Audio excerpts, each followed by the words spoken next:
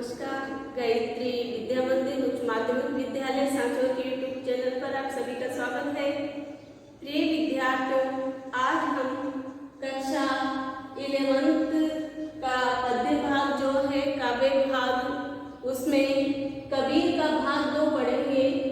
कल हमने भाग 1 पढ़ा था, जिसमें हमने देखा कि कबीर दास जी ने जो हिंदू और मुस्लिम है दोनों की जो धार्मिक आडंबर है, जो बाह्य दिखावा करते हैं, जो कुरीतियां हैं, उनका खंडन किया है, विरोध किया है।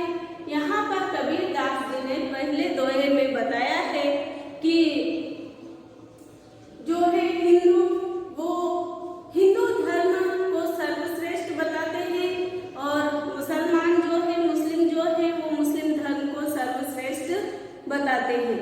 लेकिन यहाँ पर दोनों ही अपने अपने धर्म का पालन करते हुए भी एक दूसरे से, यानी कि निम्न और मध्यम वर्ग से ऊंच नीच की, जाति पाति की और भेदभाव की भावना रखते हैं। जो अपने आप को ब्राह्मण बताते हैं और जो निम्न वर्ग से है, मध्यम वर्ग से है, उनको गागर तक, यानी कि अपनी मटकी तक नहीं छूने देते हैं। इसका विरोध कबीर दास जी ने किया है, इसका खंडन किया है। धार्मिक आडंबर जो है, जो दिखावा करते हैं, उनका विरोध किया है, कटाक्ष किया है यहाँ पर। और मुस्लिम जो है वो ऐसे तो जीव जंतुओं को, जानवरों को मार करके खाते हैं और अपने धर्म को सर्वश्रेष्ठ बताते हैं। जो पीर औलिया है, संत है, आध्यात्मिक गुरु है, वो अपने धर्म को सर्वश्रेष्ठ बताते हैं, जबकि अपने ही घर में अपने ही मौसी की लड़की से वो विवाह कर देते हैं। तो यहाँ पर इन्होंने अभी तक मतलब दोनों ने, हिंदू और मुस्लिम दोनों ने जीवन जीने का जो सही तरीका है वो अभी तक भी इन्होंने सही राह पर ये नहीं चल पाए हैं। इन्हें यह नहीं पता कि जीवन जीने का सही तरीका क्या है। ईश्वर एक है, राम और रहीम एक है। यहाँ पर कवि ने एकेश्वरवाद की स्थापना की है और कहा है कि हिंदू और मुस्लिम उस ईश्वर की ही संतान है। लेकिन इन दोनों को अभी तक जो है जीवन जीने का तरीका नहीं पता। अपने अपने धर्म को सर्वश्रेष्ठ बता करके ये लड़ते हैं और भेदभाव, ऊंच नीच, जाति पाति की भावनाएं इनके अंदर होती है। यहाँ तक हम पढ़ चुके थे। यहाँ पर आपको वापस दोहरा दूं कि कबीर दास जी जो है निर्गुण भक्ति, यानी भक्ति काल के, निर्गुण भक्ति काव्य धारा के कवि माने जाते हैं। निर्गुण यानी ऐसा ईश्वर जिसकी उपासना करना, जिसका कोई रंग रूप आकार नहीं है। ईश्वर तो है लेकिन अदृश्य है, वो हमें दिखाई नहीं देता है। यहाँ पर ऐसे ईश्वर की आराधना करना, उपासना करना और ईश्वर को एक ही मानना। राम रहीम उसी के अलग अलग नाम है, अलग अलग भेद है। और जो हिंदू और मुस्लिम दोनों की जो कुरीतियां हैं, जो रीतियां, परंपराएं जो चली आ रही है, धार्मिक अंधविश्वास है, बाह्य आडंबर है, यहाँ पर कबीर दास जी ने इनका खंडन किया है। मूर्ति पूजा का भी विरोध किया है। कबीर दास जी जो है कहते हैं कि ईश्वर को कहीं पर भी ढूंढने की आवश्यकता नहीं है। ईश्वर प्रत्येक मनुष्य के हृदय में निवास करता है।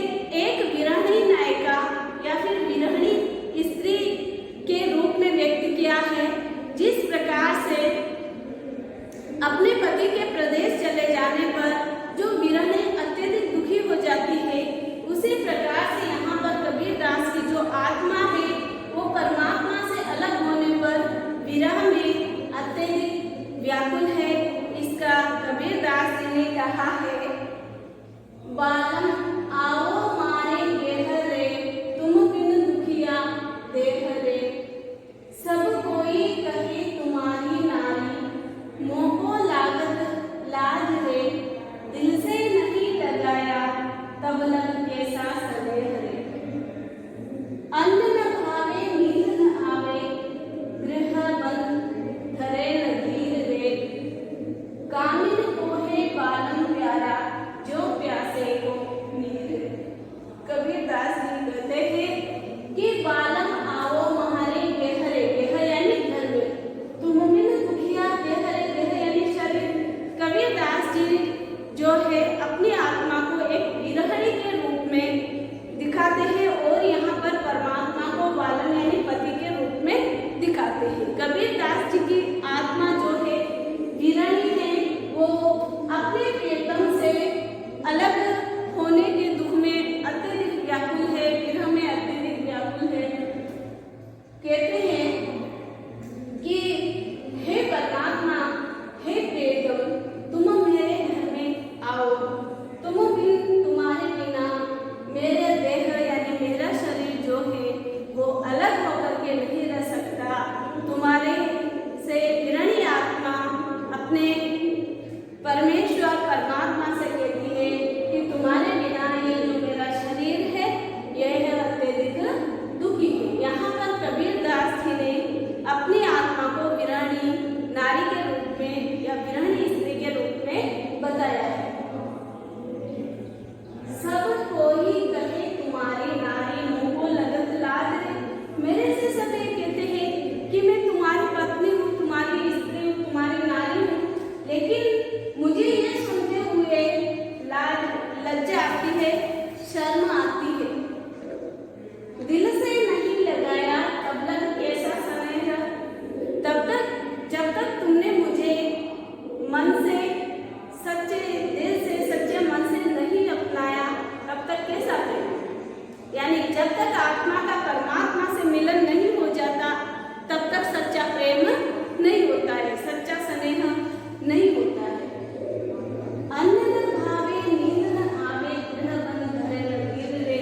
कबीरदास जी की विरहणी आत्मा जो है परमात्मा से कहती है कि हे बालम, हे प्रियतम, आपकी याद में मुझे न तो खाना अच्छा लगता है, न ही नींद आती है, गृह बंद धरे न धीर रे। और घर में भी अकेली होने के कारण घर में वन में मुझे धीरता प्राप्त नहीं होती है, यानी कि मैं धैर्य धारण नहीं कर पाती हूँ।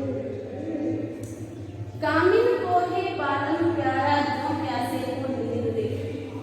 यहाँ पर कबीरदास जी की जो विरहणी आत्मा है वो अपने प्रियतम परमात्मा से कहती है कि जिस प्रकार कामिन स्त्री को अपना पति प्रिय होता है, यहाँ पर कि जिस प्रकार से जो कामिन स्त्री होती है काम वासनाओं से युक्त और उसे अपना प्रियतम प्यारा होता है, उसी प्रकार से मुझे हे प्रियतम आप कब आकर के मिलोगे, यानी आत्मा का परमात्मा से मिलन कब होगा।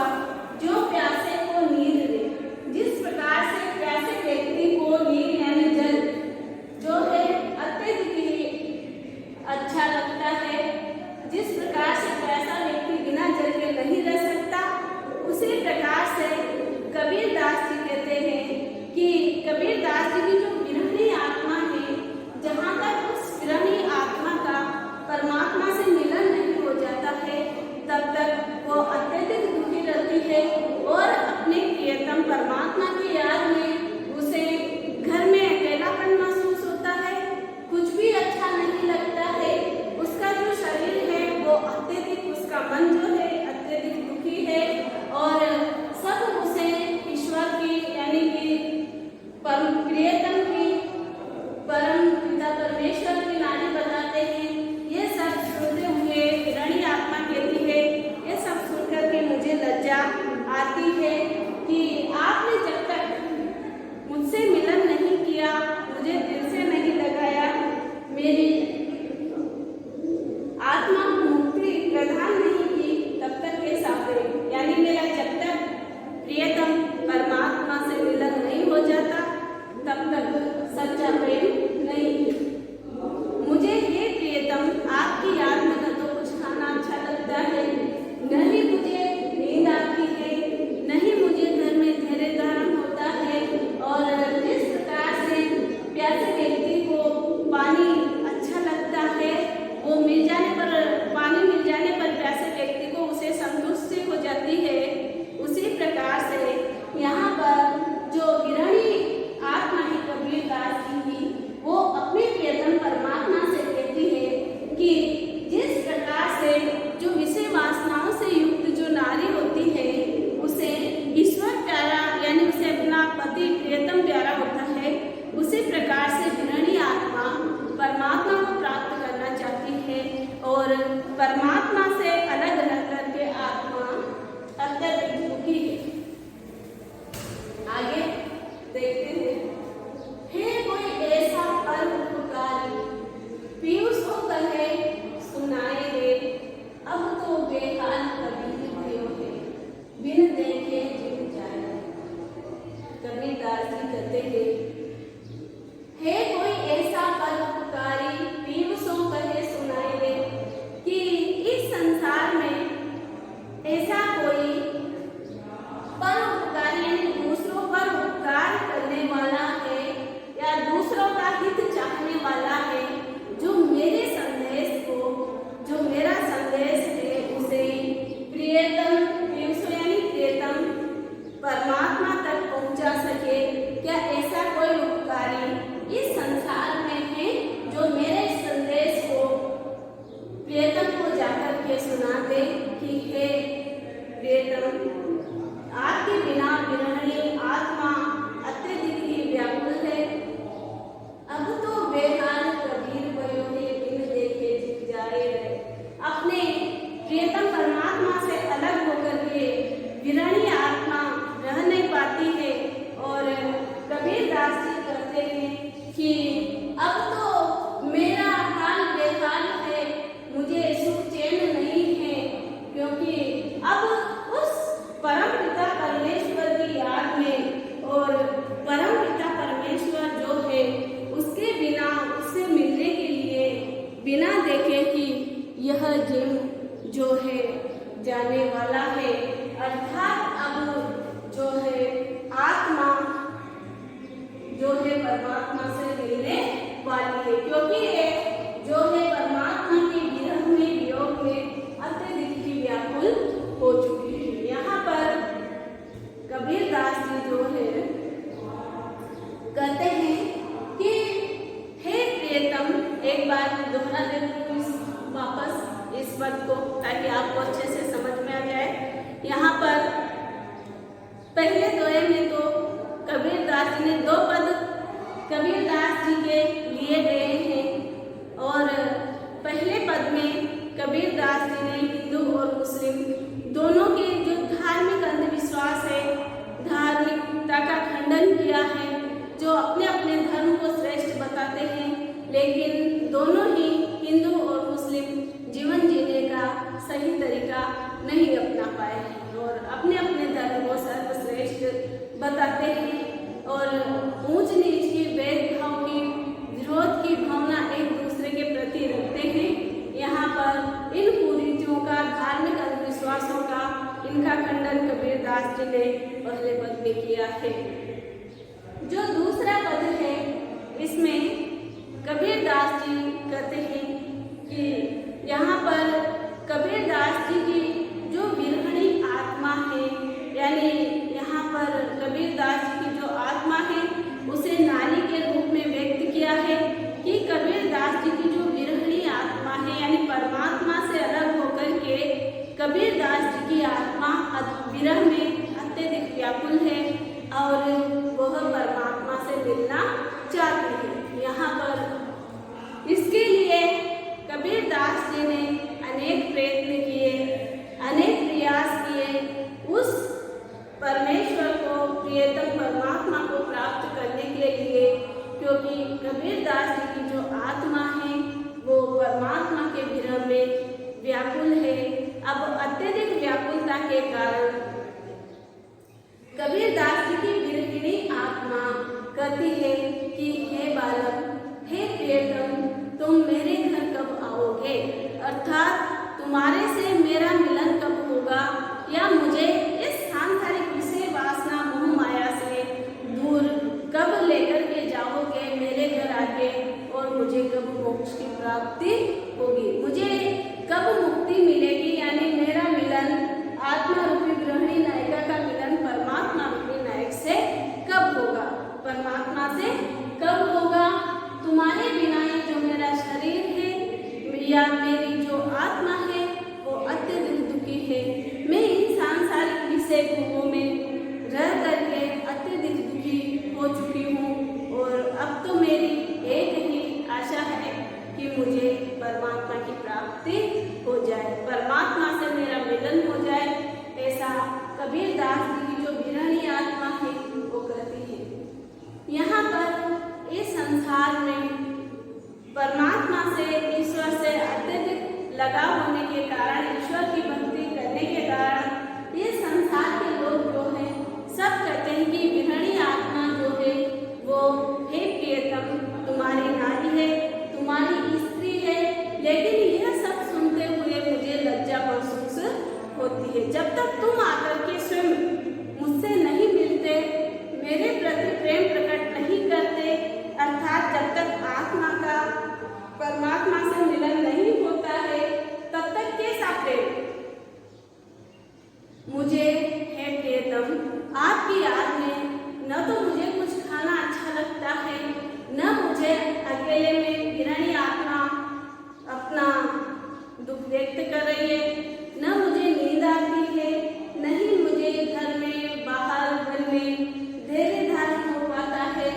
और जिस प्रकार से प्यासे व्यक्ति को पानी की अति आवश्यकता होती है और उसे पानी मिल जाने पर, प्यासे व्यक्ति को पानी मिल जाने पर उसे संतुष्टि होती है, उसी प्रकार से यहाँ पर अपने आप को जो गृहिणी आत्मा है कबीर दास जी की, वो कामिनी स्त्री के रूप में व्यक्त कर रही है कि हे बालक, जिस प्रकार से कामिनी स्त्री को अपना पति प्यारा होता है, उसी प्रकार से हे परमात्मा, हे प्रियतम, आपके विरह में मैं अत्यधिक व्याकुल हूँ और आपसे मेरा मिलन कब होगा? आपसे मिलन होने पर ही, तुम्हारे से मिलन होने पर ही, यानी आत्मा का परमात्मा से मिलन होने पर ही मुझे संतुष्टि होगी।